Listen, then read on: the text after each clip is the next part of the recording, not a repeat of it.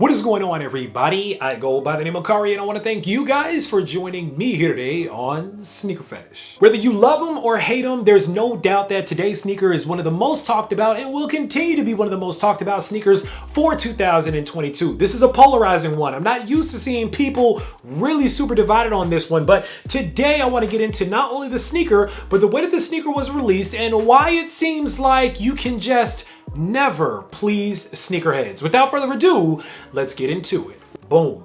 And there it is, ladies and gentlemen. This is the Air Jordan 1 Rebellionaire. I get it. I know that the sneaker is not on everybody's first choice when it comes to Jordan 1 highs that they would wear on their feet. I understand that there's a lot of controversy behind this sneaker about the way that it looks, about so many other things. Look, we're gonna get into all of that, but before we get into it, of course, we gotta take a deeper look at the sneaker. Let's dive in. All right, starting with the upper of the sneaker here, regular Air Jordan 1 silhouette, nothing different about that. Of course, we have this gray swoosh, gray around the collar, gray toe, color blocking here. Very similar, I will say, similar to the Shadow Jordan 1 colorway, but we're gonna get into that in just a moment. Now, of course, that's accented with elements of graffiti all over the sneaker, all over the collar, all around the heel, all along the quarter panels here. Two different types of graffiti. One graffiti, even though it says the same thing, they can't stop you from wearing them, it looks like it's more kind of handwritten graffiti around the swoosh, around the collar, and around the toe box, but the graffiti looks a little bit different. It's a little bigger, a little fatter on the quarter panels and around the collar of the sneaker itself. Fun fact, according to the people that actually made the sneaker, the head of design and materials and storytelling over at Jordan Brand, the graffiti actually was made to look like the graffiti against the background on the infamous 40-minute short film called Playground that Michael Jordan was actually featured in somewhere around 1990 to 1991. I don't exactly remember the year, but somewhere around then there was a short feature film that actually featured an iconic photograph still taken from the video of Michael Jordan playing in an old playground, and that's kind of where the idea behind the graffiti came from. Now you're also gonna get the black ball and wings Air Jordan logo on the lateral side. Taking a top down look at the shoe here, you see a little bit better on that toe box, more of that kind of script, kind of handwriting graffiti there saying they can't stop you from wearing them. Black nylon tongue, regular black and white Nike Air tag, white midsole with the gray Air Jordan 1 outsole. I don't even need to take the insole out. Regular black insole, black and white Nike Air on the heel. There you go. I do want to go back to the leather that's underneath this shoe though, kind of the base layer of this sneaker. Let's take another look at that because it's actually kind of nice. The leather that's used as the base layer on this shoe is actually a really treated leather that makes it feel like an old, broken in, worn down leather jacket. Some people call it cracked leather here, but you can see underneath the letters, kind of in this smoother area here, it actually reminds me of an old jacket, an old pair of sneakers, again, kind of going into that vintage theme again. This really feels like they vintage treated these sneakers here to make the leather feel really broken in and really soft. Now, I like that they gave us that vintage look for the sneaker. We're gonna get into why, of course, in a moment, but I really like that aspect. Moving around to the heel of the shoe, my favorite and probably most people's favorite aspect of this sneaker as well, the red X for the band insignia, the band X logo on the heel of the shoe. Very nice. Of course, the overall theme of the sneaker exactly matching the overall theme of the special edition packaging as well. Big band X on the box lid here with the graffiti. Of course, the fatter, kind of bigger looking graffiti all over the box as well. Very well done by Jordan Brand. You're also gonna get one extra set of laces with these as well. It comes with black laces. You're also gonna get white, but I've heard that a lot of people are actually going to not go either route with the black or the white. Some people said they wanted to pop in red laces to match with the band X on the back, and I'm not mad at that either. That's probably gonna look pretty dope, I'm not gonna lie. And that's pretty much it when it comes to the Air Jordan 1 High Rebellionaire. Now, let's get into the obligatory history about the sneaker, and then we're gonna get into the way that this sneaker rolled out and why this sneaker is so controversial. Because you've heard the story probably 1,000 times, I'm gonna Ace Ventura my way through the history of this shoe. So here we go. Back in 1984, the NBA banned Michael Jordan from wearing a shoe that had a black base and a little bit of red in it, as opposed to having a white base, which most of the Chicago Bulls were wearing on the team back in the day. In February of the following year, 1985, the NBA sent Nike a letter basically threatening them with a $5,000 a game fine for Michael Jordan wearing that shoe that we thought was the Air Jordan 1, but ended up being the black and red Airship. Now, the thing about the Airship was that it was a special edition Airship because the regular version said Nike on the back, but this version said Air Jordan on the back. Needless to say, it doesn't matter when the story came out because it was good marketing for Nike. Nike ended up paying the fine. The black and red Air Jordan 1s, as we know them, ended up coming out and skyrocketed, were incredibly successful, and the rest was history. Now, that brings us to the REBELLIONAIRE. Now, why did they make this sneaker? Is it a shadow? No, I really wish that we would stop with this shadow talk. This sneaker has nothing to do with the Air Jordan 1 shadows. I said it on Twitter, I'll say it here too. This shoe doesn't have anything to do with the Air Jordan 1 shadows. It has everything to do with the 2011 variation of the Air Jordan 1 band. Remember, that's the last time we saw that sneaker come out with the red X on the back. This basically was a version of that same sneaker. You can tell by the color blocking here. This is different color blocking than Shadow Jordan 1 color blocking. The Shadows actually have a black outsole, whereas the band or the red Air Jordan 1s had that same color blocking, red on the bottom with the red on the toe box, red on the swoosh, red around the back. Now, the thing about this sneaker was that the shoe was supposed to mimic taking the color out of the shoe, because that's what Nike was trying to do with the sneaker back in the 80s. However, that didn't make a ton of sense to me because the NBA wasn't mad about the red, they were mad about the black, which is still in the REBELLIONAIREs today. So if this shoe actually made sense in terms of the storytelling, wouldn't they have taken the black out of the shoe and like made this white and then just kept the red parts red? I feel like that probably would have made a little bit more sense, but whatever. So basically they said that this was made to represent them taking the color out of the shoe, and that's why this looks gray as opposed to red. This is also reflected in the packaging. So when you pop the lid open on the box, you actually see this still from the infamous commercial back in 1985 to promote the Air Jordan 1s, Michael Jordan bouncing the basketball. You guys have probably seen the commercial 1,000 times just with the rollout of this sneaker, but you have a still image of that kind of in this almost desaturated version here, where the red is still kind of over the shoes, and then when you flip the paper down, that's actually removed and you can see the sneakers themselves. Now in this image, I get it because they've taken kind of the color out of the shoe, so that's the idea here. I guess that's the reason why it looks gray here, but you can still see the black.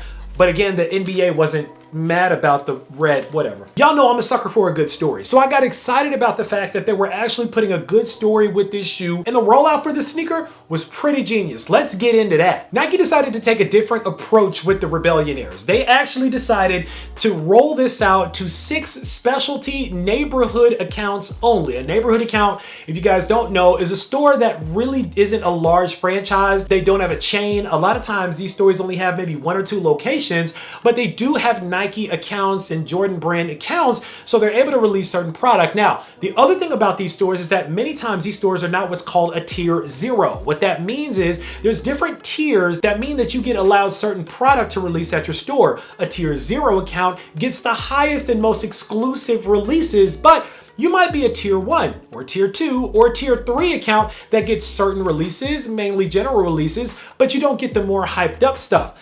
Nike decided to do those stores a favor by giving them this sneaker and not releasing it on sneakers at all. So this shoe, as we know it today, will never see the light of day on the sneakers app. Now, I call a little bit of BS on that because I feel like Nike always drops a shoe on the sneakers app at some point. So I wouldn't be surprised if they end up dropping it sometime in the future, but for now, it was just for the neighborhood accounts. So they had a small release around March the 12th to just 6 stores only that allowed them to have special installations. Then they widened it to March the 19th to a bigger release at more stores that ended up having kind of their own installations as well. Nike really gave the keys to the boutiques to drive the car and to drop this however they deemed fit to drop it. Corporate, which is based in the Cincinnati area, did a pretty dope thing. They had a big van driving around the city, and then they had a big installation at their store. There were a lot of other stores that kind of put their own spin on REBELLIONAIRE and what it means to be a REBELLIONAIRE. Now, the way that the REBELLIONAIRE was launched was genius, both on the part of the stores, who were able to get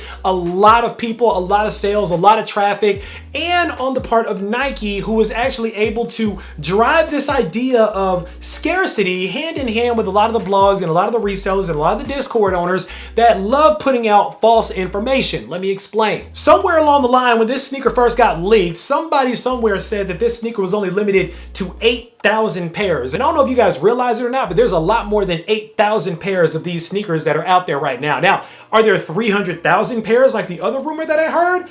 I doubt it, to be honest with you, but I'm pretty sure it's somewhere between 8,000 and 300,000 pairs of this sneaker that dropped. There's a healthy amount of these shoes that dropped, especially because they didn't drop on the sneakers app. Now, I think Nike did that for a couple of reasons. Number one, I think Nike has heard a lot of people complaining about bot activity and people who have been able to go online and snatch up all the pairs of sneakers, and how the sneakers app isn't fair and the sneakers app hates them and their account is shadow banned, whatever that means, and all these different complaints that people have with Nike releasing product online. So Nike said, fine, we're gonna let you guys have what you say that you love, which is lining up at the stores and being able to get product directly at the store. Now, the thing that made this drop really dope was the fact that you got to line up at the stores and chances were really good that you got the shoe, as opposed to lining up back in the day where that wasn't always the case. But even though Nike did a good job, in my opinion, even though a lot of people are upset that Nike dropped the shoe like that, which is another topic for another day,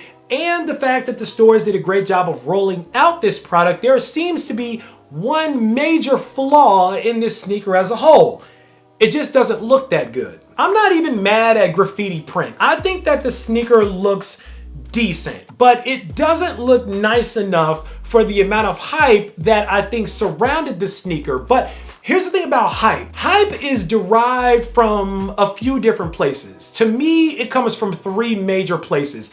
Number one, it comes from the brand. We all know, and I've said this before, the brand spends over $900 million every quarter on what's known as demand creation. You can look it up. Demand creation is money that goes towards everything from installations to marketing to partnerships that they do with big collaborators and things like that. The second place where the hype, I think, came from was resellers. I think resellers do a very good job of putting the word out there, like, there's only going to be 8,000 pairs of these, or whatever else they say, in order to drive up demand on a sneaker. The third place where I think hype comes from is from media outlets. It can be YouTube, it can be blogs like Hypebeast or Nice Kicks, and because of people like myself or people like those online media blogs saying that this shoe is incredible and you got to go and buy it, or saying that this sneaker really isn't all that, that can kind of sway people on whether or not to buy the shoe as well. So all these things working hand in hand with one another, in my opinion, are what drive hype. The problem though is because this sneaker is maybe a 7 out of 10 on its best day looks wise, this really wasn't the sneaker to bet the farm on in order to roll out in a way that made it effective and really made it feel like the brand cared about the consumer. I'm gonna tell you what they should have done. What they should have done was release the playoff 12s the way that they released the Rebellionaire 1s. Throw these on sneakers and put a draw on them. That still would have driven a little bit of hype, but because this wasn't really a shoe that people really wanted that badly, it kind of diluted the impact of rolling a sneaker out the way that Nike rolled it out, because the most anticipated shoes, the most highly coveted sneakers, people still can't get their hands on. So imagine if they did installations for the OG playoff 12s, didn't put those on sneakers, but obviously had enough pairs where they could have done these in-store activations and everybody could have gotten their pair. They did a big rollout with that playoff 12. The lines would have been around the block, and I think people really would have loved that, because no matter how long the lines were, chances are there would have been enough pairs to go to all the neighborhood accounts for them to be able to give pairs to everybody that wanted them. Now you would have had a sneaker that everybody wanted and released them in a way that everybody felt was fair. Well, everybody but the botters and the resellers. I think that's why the people are so divided over this sneaker. A lot of people aren't mad at the way that it dropped. They're just mad at what sneaker they ended up with. I think that this was a cool way to tell the story, but the execution of the sneaker, I'm not gonna lie, left it lacking just a little bit. Now, I don't absolutely hate the shoe. I think the shoe is nice. I don't think that the shoe is bad, but again, where do I go to check demand on a sneaker? I go to the resale outlets right now, and right now it's a tug of war. It's a bit of a power struggle between resellers and buyers right now as far as how much this shoe is worth, because I think about $250 right now on the market is actually pretty low for an Air Jordan 1, but it makes sense because not a lot of people really even want to wear these. So a final thought on these, I'm gonna keep it super simple.